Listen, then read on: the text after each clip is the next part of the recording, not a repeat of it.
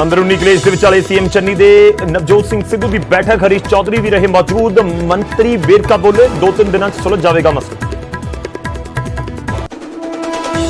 बेअदबी ते नशे नूं लैके सिद्धू ने मुड़ के री अपनी सरकार, बोले इंसाफ देने की थां तुसीं खुद बन गए मुलजमां दी ढाल। सरकार नूं दो टोक, बोले जां कंप्रोमाइज अफसर चुन लो जां पंजाब कांग्रेस का प्रधान। गृह मंत्री सुखजिंदर सिंह रंधावा दे जवाई नूं अहम अहुदा देण ते कमसान। तरुणवीर सिंह लहल दे एडिशनल एडवोकेट जनरल बनन ते विरोधियों ने चुके सवाल। रंधावा बोले कानून के दायरे दे विच होई है नहीं।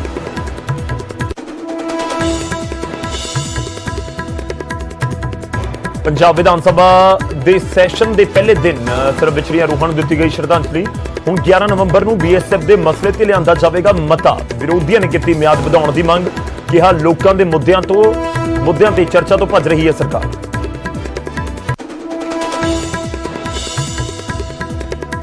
बेअदबी केस दे विच राम रहीम तो एसआईटी की पुछगिछ जारी। करीब 6 घंटिया तो चल रहे सवाल जवाब। आईजी परमार की अगवाई सुनारिया जेल अंदर हो रही पुछ पड़ताल।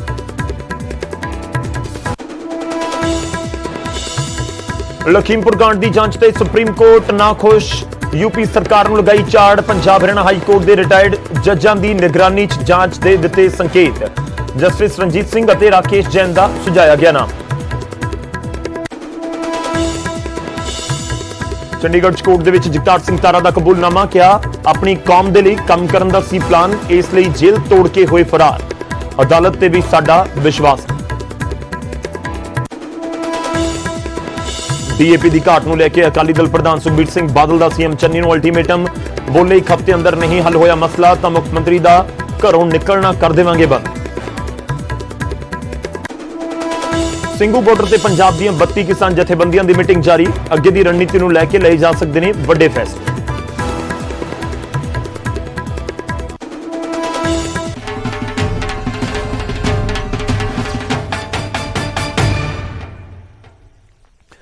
सत श्री अकाल, स्वागत है। गौरव शुक्ला मैं हां तुहाडे नाल। इस बुलेटिन का आगाज करन जा रहे हैं। सब तो पहला गल एक नियुक्ति दी।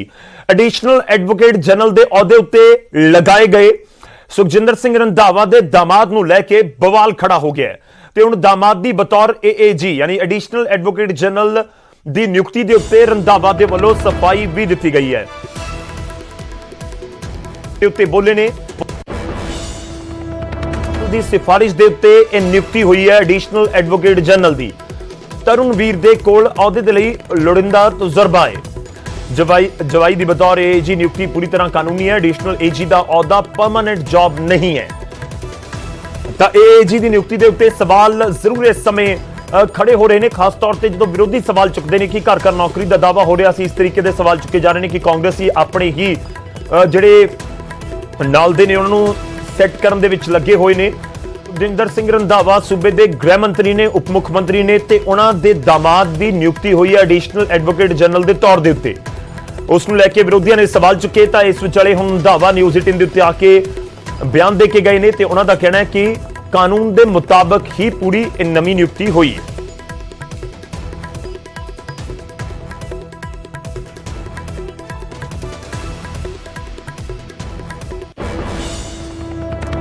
तो चन्नी सरकार दे विच दरअसल एक नवा विवाद खड़ा हो गया है। बेशक गृह मंत्री दे वल्लों, डिप्टी सीएम दे वल्लों इस पूरे मामले सफाई दी जा रही होवे, पर गृह मंत्री रंधावा दे दामाद की नियुक्ति के उत्ते कमसान छड़िया है। विरोधियों ने जवाई नूं अहम अहुदा देण दे उत्ते सवाल चुके ने। रंधावा दे जवाई नूं एडिशनल एडवोकेट जनरल बना दिता गया एएजी, जिसका असीं जिक्र कर रहे सी। तरुणवीर सिंह लहल जिन्होंने एएजी लगाया गया, तरुणवीर सिंह लहल ने जिन्होंने एडिशनल एडवोकेट जनरल लगा दिता गया है। कांग्रेस लहल की नियुक्ति का बचाव कर रही है, विरोधी घेर रहे ने। दामाद नूं लगाया गया है एएजी, तो दूजे पासे रंधावा खुद भी सामने आए थे, उन्होंने वालों भी साफ किया गया कि कानून के मुताबिक ही यह नियुक्ति की गई है।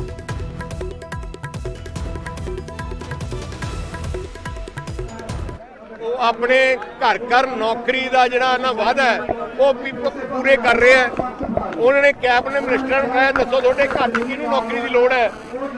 कांग्रेस ने अपने मंत्रियों के घर की नौकरी देनी है तो एमएलए के घर की नौकरी दे रहा है।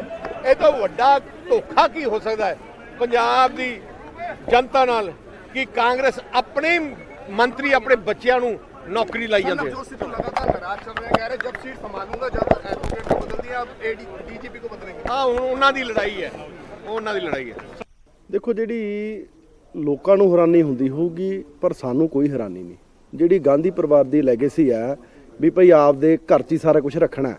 ਪਹਿਲਾਂ ਕੈਪਟਨ ਅਮਰਿੰਦਰ ਸਿੰਘ ਵੀ ਉਸੇ ਲੈਗੇਸੀ ਨੂੰ ਚਲਾਉਂਦੇ ਰਹੇ ਹਨਾ, ਆਪਦੇ ਮੰਤਰੀਆਂ ਦੇ ਮੁੰਡਿਆਂ ਨੂੰ ਤਰਸ ਦੇ ਆਧਾਰ ਤੇ ਨੌਕਰੀ, ਸਾਬਕਾ ਮੁੱਖ ਮੰਤਰੀ ਦੇ ਪੋਤੇ ਨੂੰ ਨੌਕਰੀ, ਕਈਆਂ ਦੇ ਜਵਾਈਆਂ ਨੂੰ ਨੌਕਰੀ। ਉਹੀ ਕੁਛ ਹੁਣ ਪਾਰਟੀ ਤਾਂ ਉਹੀ ਹੈ ਨਾ, ਕਲਚਰ ਉਹੀ ਚੱਲਣਾ, ਮੁੱਖ ਮੰਤਰੀ ਬਦਲ ਕੇ ਉਹਨਾਂ ਫਰਕ ਹੀ ਪੈਣਾ। ਉਹੀ ਕੁਛ ਅੱਜ ਚੱਲ ਰਿਹਾ ਹੈਗਾ ਵੀ ਯਾਰ ਤੁਹਾਨੂੰ ਪੰਜਾਬ ਦੇ ਲੋਕਾਂ ਨੇ ਐਮਐਲਏ ਬਣਾਤਾ। ਵੈਸੇ ਬੜੀ ਬੇਸ਼ਰਮੀ ਵਾਲੀ ਗੱਲ ਹੈ ਜਿਹੜੀ ਤੁਸੀਂ ਗੱਲ ਕਹੀ ਹੈ ਵੀ ਘਰ ਘਰ ਨੌਕਰੀ ਦਾ ਤੁਸੀਂ ਵਾਅਦਾ ਕਰਕੇ ਆਏ ਹੋਵੋ, ਤੁਹਾਨੂੰ ਡਿਪਟੀ ਮੁੱਖ ਮੰਤਰੀ ਬਣਾਤਾ। ਫਿਰ ਤੁਸੀਂ ਮਤਲਬ ਕਿ ਇਦਾਂ ਦੀਆਂ ਜਿਹੜੀਆਂ ਪੋਸਟਾਂ ਜਿਨ੍ਹਾਂ ਤੇ ਹੱਕ ਪੰਜਾਬ ਦੇ ਨੌਜਵਾਨਾਂ ਦਾ ਬਣਦਾ, ਅੱਜ ਤੁਸੀਂ ਦੇਖੋ ਵੀ ਕਿੰਨੇ ਧਰਨੇ ਚੱਲ ਰਹੇ ਆ, ਤੁਹਾਨੂੰ ਉਹ ਨਹੀਂ ਦਿਖ ਰਹੇ, ਤੁਸੀਂ ਉਹ ਵੀ ਆਪਦੇ ਜਵਾਈ ਨੂੰ ਦੇਈ ਜਾਂਦੇ ਹੋ। ਤਾਂ ਵਿਰੋਧੀਆਂ ਦੇ ਵੱਲੋਂ ਸਵਾਲ ਚੁੱਕੇ ਜਾ ਰਹੇ ਨੇ ਜੋ ਨਿਯੁਕਤੀ ਕੀਤੀ ਗਈ ਹੈ। ਬੇਸ਼ੱਕ ਸਰਕਾਰ ਜਾਂ ਕਹੀਏ ਕਿ ਰੰਧਾਵਾ ਦੇ ਵੱਲੋਂ ਇਹ ਬਿਆਨ ਸਾਹਮਣੇ ਆ ਗਿਆ ਕਿ ਇਹ ਨਿਯੁਕਤੀ ਬਿਲਕੁਲ ਕਾਨੂੰਨ ਦੇ ਮੁਤਾਬਕ ਹੋਈ ਹੈ। ਹੁਣ ਅੱਗੇ ਵਧਦੇ ਹਾਂ ਤੇ ਅਗਲੀ ਗੱਲ ਮੁੱਖ ਮੰਤਰੀ ਚੰਨੀ ਤੇ ਨਵਜੋਤ ਸਿੰਘ ਸਿੱਧੂ ਦੀ। ਮੁੱਖ ਮੰਤਰੀ ਚੰਨੀ ਅਤੇ ਨਵਜੋਤ ਸਿੰਘ ਸਿੱਧੂ ਦੇ ਵਿਚਾਲੇ ਮੀਟਿੰਗ ਜਿਹਾਂ ਹਰੀਸ਼ ਚੌਧਰੀ ਦੀ ਮੌਜੂਦਗੀ ਦੇ ਵਿੱਚ ਬੈਠਕ ਹੋਈ ਹੈ। 2-3 ਦਿਨਾਂ ਦੇ ਵਿੱਚ ਮਸਲਾ ਹੱਲ ਹੋ ਜਾਏਗਾ, ਇਹ ਰਾਜਕੁਮਾਰ ਵੇਰਕਾ ਕਹਿੰਦੇ ਹੋਏ ਨਜ਼ਰ ਆਏ ਨੇ। ਹਰੀਸ਼ ਚੌਧਰੀ ਖੁਦ ਪੂਰਾ ਮਾਮਲਾ ਦੇਖ ਰਹੇ ਨੇ। ਵੇਰਕਾ ਨੇ ਵੀ ਦਾਅਵਾ ਕੀਤਾ ਤੇ ਕਿਹਾ ਕਿ ਸਿੱਧੂ ਦੇ ਮਸਲੇ ਠੀਕ ਨੇ, ਤਰੀਕੇ ਦੇ ਉੱਤੇ ਸਵਾਲ ਜ਼ਰੂਰ ਚੱਕੇ ਜਾ ਰਹੇ ਨੇ। ਤਾਂ ਨਵਜੋਤ ਸਿੰਘ ਸਿੱਧੂ ਇੱਕ ਤੋਂ ਬਾਅਦ ਇੱਕ ਪ੍ਰੈਸ ਕਾਨਫਰੰਸ ਕਰਕੇ ਇੱਕ ਤੋਂ ਬਾਅਦ ਇੱਕ ਹਮਲੇ ਕਰ ਰਹੇ ਨੇ ਆਪਣੀ ਸਰਕਾਰ ਦੇ ਉੱਤੇ। ਬੇਅਦਬੀ ਦੇ ਮੁੱਦੇ ਤੇ, ਨਸ਼ੇ ਦੇ ਮੁੱਦੇ ਤੇ, ਗੋਲੀकांड ਦੇ ਮੁੱਦੇ ਉੱਤੇ, ਬਲੈਂਕਟ ਬੇਲ ਜੋ ਸੁਮੇਧ ਸਿੰਘ ਸੈਣੀ ਸਾਬਕਾ ਡੀਜੀਪੀ ਨੂੰ ਮਿਲੀ ਉਸ ਦੇ ਮੁੱਦੇ ਉੱਤੇ। ਤੇ ਇਸ ਸਭ ਦੇ ਵਿਚਾਲੇ ਇੱਕ ਮੀਟਿੰਗ ਹੁੰਦੀ ਹੈ। ਮੀਟਿੰਗ ਦੇ ਵਿੱਚ ਮੁੱਖ ਮੰਤਰੀ ਚੰਨੀ ਅਤੇ ਨਵਜੋਤ ਸਿੰਘ ਸਿੱਧੂ ਤੇ ਇਸ ਮੀਟਿੰਗ ਦੇ ਵਿੱਚ ਪੰਜਾਬ ਕਾਂਗਰਸ ਦੇ ਇੰਚਾਰਜ ਹਰੀਸ਼ ਚੌਧਰੀ ਵੀ। ਤਾਂ ਪੂਰੇ ਮੁੱਦੇ ਨੂੰ ਸਮਝਾਉਣ ਦੀ ਕੋਸ਼ਿਸ਼ ਜ਼ਰੂਰ ਕੀਤੀ ਜਾ ਰਹੀ ਹੈ। 2-3 ਦਿਨ ਦੇ ਵਿੱਚ ਮਸਲਾ ਹੱਲ ਹੋ ਜਾਏਗਾ, ਇਹ ਜ਼ਰੂਰ ਹੁਣ ਸਰਕਾਰ ਦੇ ਨੁਮਾਇੰਦੇ ਕਹਿ ਰਹੇ ਨੇ।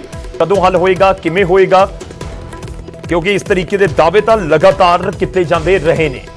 ਤਾਂ ਹੁਣ ਸਵਾਲ ਇਹ ਹੈ ਕਿ ਕਿਵੇਂ ਇਹ ਪੂਰਾ ਮਸਲਾ ਹੱਲ ਹੋਏਗਾ। ਹਾਲਾਂਕਿ ਵੇਰਕਾ ਕਹਿ ਰਹੇ ਨੇ, ਰਾਜਕੁਮਾਰ ਵੇਰਕਾ, ਕਿ ਅਗਲੇ 2-3 ਦਿਨਾਂ 'ਚ ਪੂਰਾ ਮਸਲਾ ਅਸੀਂ ਹੱਲ ਕਰ ਲਵਾਂਗੇ, ਕਿਉਂਕਿ ਹਰੀਸ਼ ਚੌਧਰੀ ਖੁਦ ਇਸ ਪੂਰੇ ਮਸਲੇ ਨੂੰ ਸੁਲਝਾਉਣ ਦੇ ਵਿੱਚ ਲੱਗੇ ਹੋਏ ਨੇ। ਸਿੱਧੂ ਦੇ ਮਸਲੇ ਠੀਕ ਨੇ ਜੋ ਚੁੱਕ ਰਹੇ ਨੇ, ਪਰ ਤਰੀਕਾ ਠੀਕ ਨਹੀਂ ਹੈ, ਉਸ ਦੇ ਉੱਤੇ ਵੀ ਸਵਾਲ ਚੁੱਕੇ ਗਏ।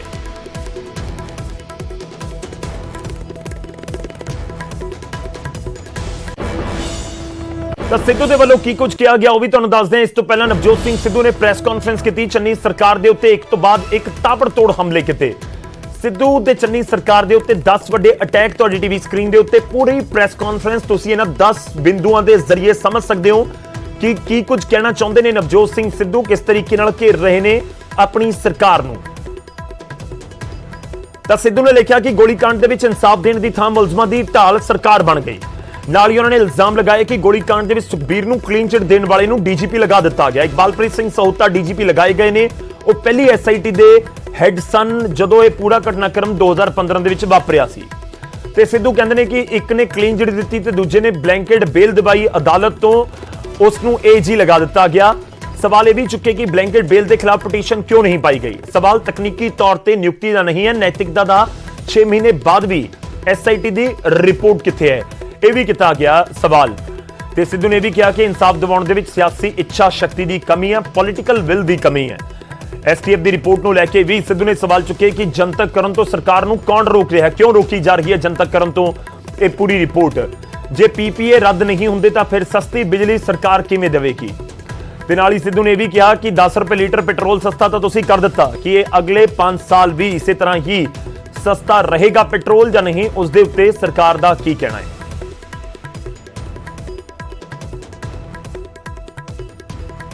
दो केस ने, 2 एफआईआर ने, एक 130 नंबर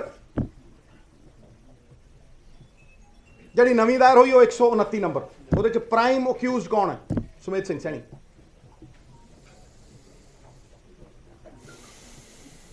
ਕਿਉਂ ਜੀ? 129 ਨੰਬਰ ਦੇ ਵਿੱਚ ਪ੍ਰਾਈਮ ਅਕਿਊਜ਼ਡ ਕੌਣ ਹੈ? ਤੇ ਜੇ ਉਸ ਅਕਿਊਜ਼ ਨੂੰ ਬਲੈਂਕਟ ਬੇਲ ਮਿਲੀ ਹੋਈ ਹੈ ਤੇ ਇਨਵੈਸਟੀਗੇਸ਼ਨ ਕਿਵੇਂ ਕੰਪਲੀਟ ਹੋਊਗੀ? ਮੈਂ ਤਾਂ ਉਹੀ ਤੁਹਾਨੂੰ ਵੀ ਪਤਾ ਹੀ ਹੈ, ਤੁਸੀਂ ਰੋਟੀ ਨੂੰ ਚੋਚੀ ਥੋੜਾ ਕਹਿੰਦੇ, ਮੈਂ ਬਹੁਤ ਵਾਰ ਬੋਲਿਆ, ਠੀਕ ਹੈ ਜੀ। ਦੂਜੀ ਗੱਲ,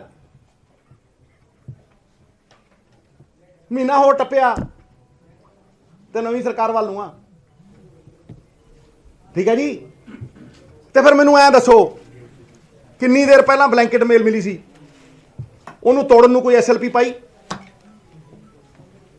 ਇਹਨਾਂ ਨੂੰ ਹੀ ਪੁੱਛੋ ਜਿਹੜੇ ਸਰਮਾਏ ਨੇ, ਜਿਹੜੇ ਪਹਿਰੇਦਾਰ ਨੇ, ਜਿਹੜੇ ਨਵੇਂ ਨਵੇਂ ਲਾਏ ਨੇ, ਪੁੱਛੋ ਐਸਐਲਪੀ ਪਾਈ? ਮੈਂ ਵਕੀਲ ਹਾਂ, ਮੈਨੂੰ ਇੰਨਾ ਪਤਾ ਹੈ ਕਿ ਜੇ ਐਸਐਲਪੀ ਪਾ ਦਿਓ, ਕੋਰਟ 'ਚ ਜਾ ਕੇ ਮੈਂਸ਼ਨ ਕਰ ਦਿਓ, ਹਫ਼ਤੇ 'ਚ ਲੱਗਦਾ ਕੇਸ। ਇੱਕ ਨੇ ਕਲੀਨ ਚਿੱਟ ਦਿੱਤੀ ਹੈ ਤੇ ਦੂਜਾ ਬਲੈਂਕਟ ਬਿੱਲ ਦੇਈ ਫਿਰਦਾ, ਤੇ ਇਨਵੈਸਟੀਗੇਸ਼ਨ ਪੂਰੀ ਕਰਕੇ ਦਿਖਾਓ ਉਹਦੇ ਬਿਨਾ। ਮੈਂ ਕਿਹਾ ਸੀ ਉਹੀ ਕੜੀ ਹੈ, ਤੁਸੀਂ ਜੋ ਮਰਜ਼ੀ ਬੋਲੀ ਜੋ। ਬਾਕੀ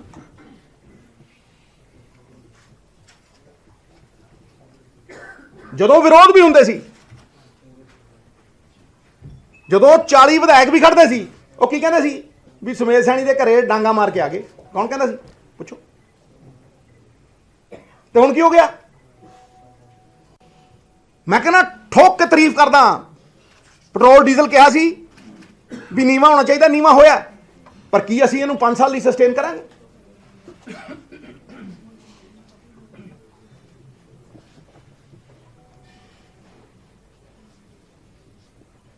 ਸਰਕਾਰ 'ਚ ਪੈਸੇ ਆਉਣ ਦੇ ਸਾਧਨ ਬਣਾਵਾਂਗੇ।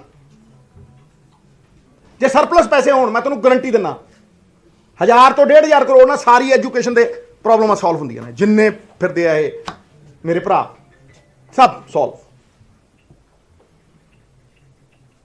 ਕਿਉਂ ਨਹੀਂ ਹੋਇਆ? ਅੱਜ ਪਿੱਠ ਦਿਖਾਈ ਲੋਕਾਂ ਨੂੰ, ਰਾਤੀ ਸੌ ਨਹੀਂ ਸਕੂਗਾ ਮੈਂ। ਬਿਜਲੀ ਦੇ ਸਮਝੌਤੇ ਰੱਦ ਕੀਤੇ ਸੀ, ਮੈਂ ਤਾਰੀਫ ਕੀਤੀ ਸੀ, ਨਾਲ ਹੀ ਉਹ ਇੱਕ ਦਿਨ ਪਹਿਲਾਂ ਰੱਦ, ਇਹ ਕੋਰਟ ਦੇ ਵਿੱਚ ਸਟੇ ਹੋਣ ਤੋਂ ਪਹਿਲਾਂ ਕਿਹਾ ਸੀ ਕਿ ਨਹੀਂ ਕਿ ਉਹ ਕੋਰਟ 'ਚ ਜਾਣਗੇ ਔਰ ਸਟੇ ਹੋਣਗੇ? ਕਿਹਾ ਸੀ, ਕਿਹਾ ਸੀ,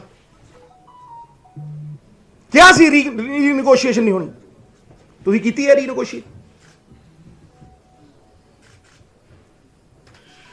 ਉਹ ਸਾਰੀਆਂ ਕਾਢਾਂ ਮੈਨੂੰ ਪਤਾ ਹੈ। Know the problem and I know the solution. ਇਸ ਕਰਕੇ ਮੈਂ ਕਿਹਾ ਸੀ। ਫਿਰ ਜੇ ਰੱਦ ਨਹੀਂ ਹੁੰਦੇ ਤੇ ਦੇ ਕੇ ਦਿਖਾਓ ਸਸਤੀ ਬਿਜਲੀ। ਤਾਂ ਨਵਜੋਤ ਸਿੰਘ ਸਿੱਧੂ ਵੱਖ-ਵੱਖ ਇਸ਼ੂਜ਼ ਦੇ ਉੱਤੇ, ਖਾਸ ਤੌਰ ਤੇ ਬੇਅਦਬੀ, ਗੋਲੀकांड ਤੇ ਡਰੱਗਸ ਦੇ ਮੁੱਦੇ ਉੱਤੇ ਆਪਣੀ ਸਰਕਾਰ ਨੂੰ ਘੇਰ ਰਹੇ ਨੇ। ਉਹਦਾ ਸਿੱਧੂ ਨੇ ਤਾਂ ਪੰਜਾਬ ਸਰਕਾਰ ਨੂੰ ਦੋ ਟੁਕ ਕਹਿ ਦਿੱਤਾ ਕਿ ਜਾਂ ਤਾਂ ਕੰਪਰੋਮਾਈਜ਼ਡ ਅਫਸਰਾਂ ਨੂੰ ਰੱਖ ਲਵੋ ਜਾਂ ਫਿਰ ਪੰਜਾਬ ਕਾਂਗਰਸ ਦੇ ਪ੍ਰਧਾਨ ਦੇ ਅਹੁਦੇ ਉੱਤੇ ਆਉਣਾ।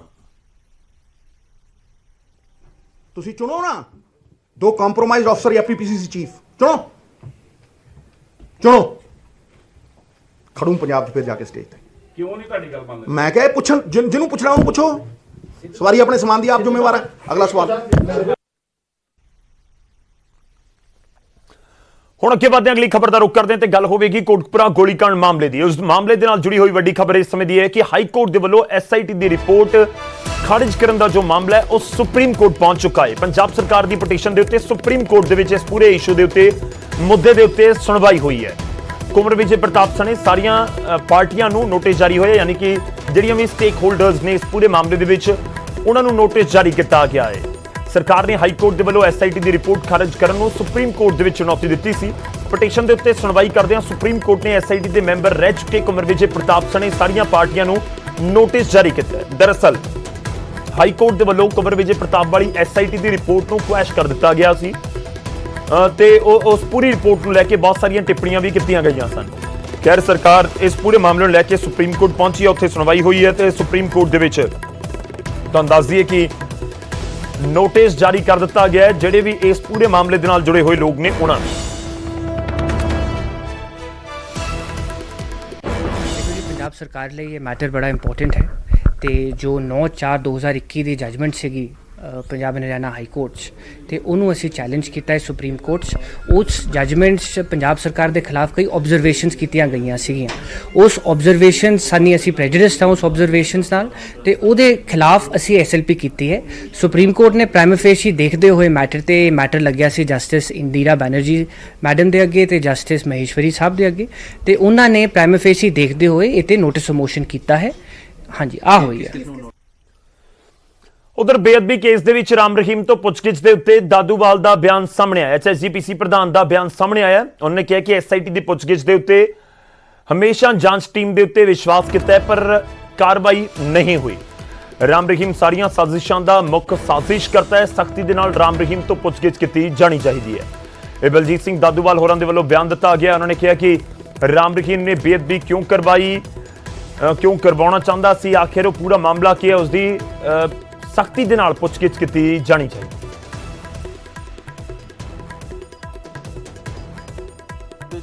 ਜਿਹੜੀ ਸਿਆਸਤ ਹੋਈ ਹੈ ਇਹਦੇ ਉੱਤੇ ਬਹੁਤ ਜ਼ਿਆਦਾ, ਕਿਉਂਕਿ ਹੁਣ ਸਿਆਸੀ ਜਿਹੜੇ ਆਗੂ ਵੱਡੇ ਸੀ ਇਹਦੇ ਪਿੱਛੇ, ਤਾਂ ਹੀ ਹੁਣ ਤੱਕ ਜਿਹੜੀ ਜਾਂਚ ਆ ਘੁੰਮਣ ਘੇਰੀਆਂ 'ਚ ਫਸਦੀ ਰਹੀ ਹੈ। ਕਿਉਂਕਿ ਉਸ ਵੇਲੇ ਦੀ ਮੌਕੇ ਦੀ ਸਰਕਾਰ, ਜਦੋਂ ਉਹਨਾਂ ਨੂੰ ਪਤਾ ਲੱਗ ਗਿਆ ਸੀ ਬਾਦਲ ਸਰਕਾਰ ਨੂੰ ਕਿ ਦੋਸ਼ੀ ਡੇਰਾ ਸਿਰਸਾ ਤੇ ਉਹਦੇ ਪੈਰੋਕਾਰ ਆ, ਤਾਂ ਉਹਨਾਂ ਨੇ ਉਹਨੂੰ ਬਚਾਉਣ ਵਾਸਤੇ ਜਿਹੜੀ ਛਤਰ ਛਾਇਆ ਦਿੱਤੀ ਹੈ। ਡੇਰਾ ਮੁਖੀ ਦੇ ਪੈਰੋਕਾਰ ਜਿਹੜੇ ਸੀ ਜਦੋਂ ਜਾਂਚ ਵਿੱਚ ਆ ਰਹੇ ਸੀ, ਉਹਨਾਂ ਨੂੰ ਬਚਾਉਣ ਵਾਸਤੇ ਬਾਦਲ ਸਰਕਾਰ ਨੇ ਪੂਰਾ ਜ਼ੋਰ ਲਾਇਆ।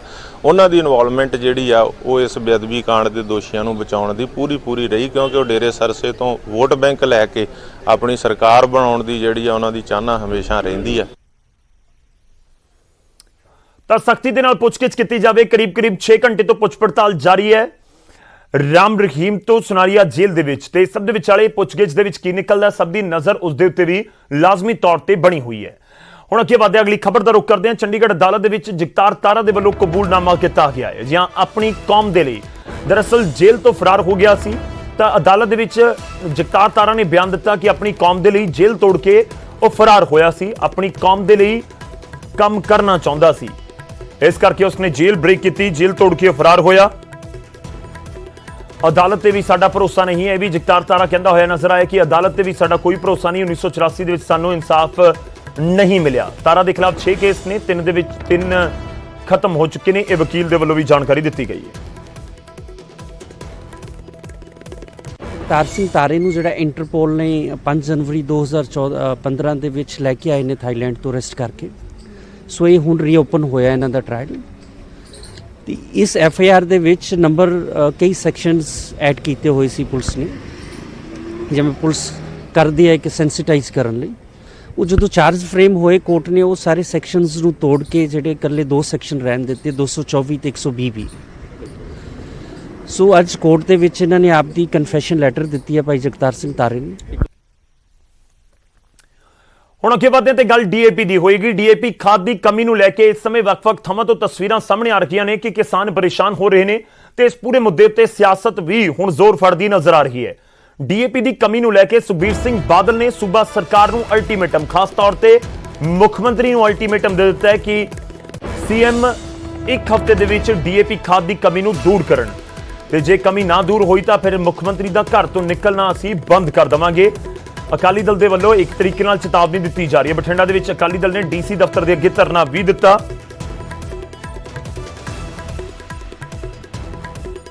ਅੱਜ ਮੈਂ ਚੇਤਾਵਨੀ ਦੇਣਾ ਚਾਹਣਾ ਪੰਜਾਬ ਦੇ ਮੁੱਖ ਮੰਤਰੀ ਨੂੰ, ਜੇ ਹਫ਼ਤੇ ਦੇ ਅੰਦਰ ਅੰਦਰ DAP ਨਾ ਪਹੁੰਚੀ, ਸ਼੍ਰੋਮਣੀ ਅਕਾਲੀ ਦਲ BSP ਦਾ ਘਰ ਤੋਂ ਬਾਹਰ ਨਿਕਲ ਦੇਵਾਂਗੇ। ਇਹਦੇ ਘਰ ਤੋਂ ਬਾਹਰ ਅੱਜ ਸਾਡਾ ਕੱਲਾ ਪ੍ਰੋਟੈਸਟ ਹੈ, ਉਹਦੇ ਬਾਅਦ ਚੰਨੀ ਸਾਹਿਬ ਤਿਆਰ ਹੋ ਜਾਓ, ਫਿਰ ਮੁੱਖ ਮੰਤਰੀ ਤੁਸੀਂ ਆਪਣੇ ਘਰ ਦੇ ਹੀ ਰਹਿ ਜਾਓਗੇ, ਬਾਹਰ ਨਿਕਲ ਦਿੰਦੇ। ਪਤਾ ਨਹੀਂ ਕੀ ਕਰ ਕੀ ਰਹੇ, ਕੋਈ ਪਤਾ ਨਹੀਂ। ਮੁੱਖ ਮੰਤਰੀ ਹੋਏ, ਆਏ ਕਿਸੇ ਕੋਲੇ, ਜਾਏ ਕਿਸੇ ਕੋਲੇ। ਕੱਲੇ ਚਮਕੌਰ ਸਾਹਿਬ ਹਲਕੇ 'ਚ ਉੱਥੇ ਰਹਿੰਦਾ, ਉੱਥੇ ਹੀ ਕਰੀ ਜਾਂਦਾ। ਮੁੱਖ ਮੰਤਰੀ ਚਮਕੌਰ ਦਾ ਬਣ ਗਿਆ, ਹੋਰ ਕਿਤੇ ਦਾ ਨਹੀਂ ਹੈ। ਤੇ ਐਲਾਨ ਰੋਜ਼ 5000 ਕਰੋੜ ਇਹਦਾ ਮਾਫ ਕਰ ਦਿਓ, 10000 ਕਰੋੜ ਇਹਦਾ ਕਰੋ, 20000 ਕਰ ਦਿਓ ਇੱਧਰ। ਜਿਵੇਂ ਪਹਿਲੇ ਗੁੜਕਾ ਸਾਹਿਬ ਕੈਪਟਨ ਨੇ ਤਾਂ ਗੁੜਕਾ ਸਾਹਿਬ ਕਰਕੇ ਝੂਠ ਬੋਲਿਆ, ਇਹਨੇ ਐਲਾਨ ਕਰਕੇ। ਰੁਕ ਰਹੇ ਇੱਕ ਛੋਟੇ ਜਿਹੇ ਬ੍ਰੇਕ ਦੇ ਲਈ, ਵਾਪਸ ਆਵਾਂਗੇ ਕੁਝ ਹੋਰ ਖਬਰਾਂ ਦੇ ਨਾਲ।